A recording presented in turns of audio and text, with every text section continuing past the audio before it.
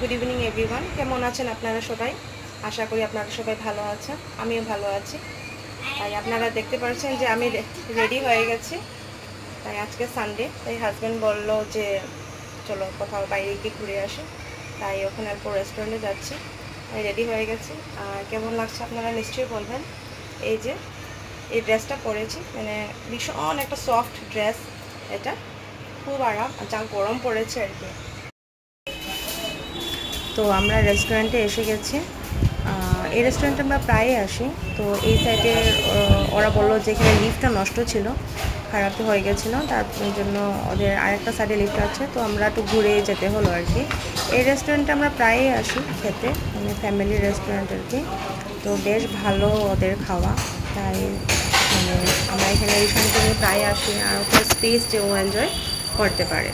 আর মাঝে মধ্যে কী হয় না, ব্যস্ততার জীবন থেকে অল্প মানে কোথাও সেজে গুজিয়ে বাইরে যাওয়া বেশ ভালোই লাগে। আমার তো বেশ ভালো লাগে আর কি, একটু নিজেদের মানুষদের সাথে একটু সময় কাটানো বেশ ভালো লাগে।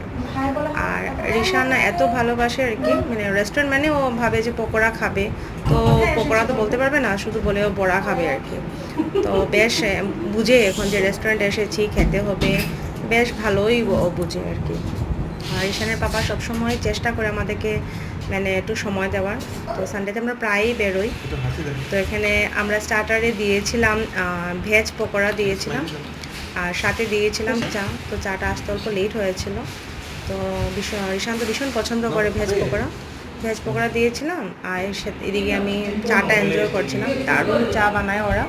তো চাটা খেয়ে মানে মনটা ফ্রেশ হয়ে গেছে আর কি, দারুণ ছিল চাটা।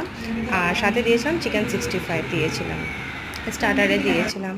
আর মেইন কোর্সে সিম্পল দিয়েছিলাম আমরা বাটার নান আর পনির বাটার মশালা দিয়েছিলাম। তো রিশান তো শুধু পকোড়াই খেয়েছে, আর কিছু খাইনি। ও তো ঘরে এসে খেয়েছে, ওর জন্য রান্না করে, মানে রান্না ছিল ওর ঘরে, ও তো শুধু পকোড়াই খায়।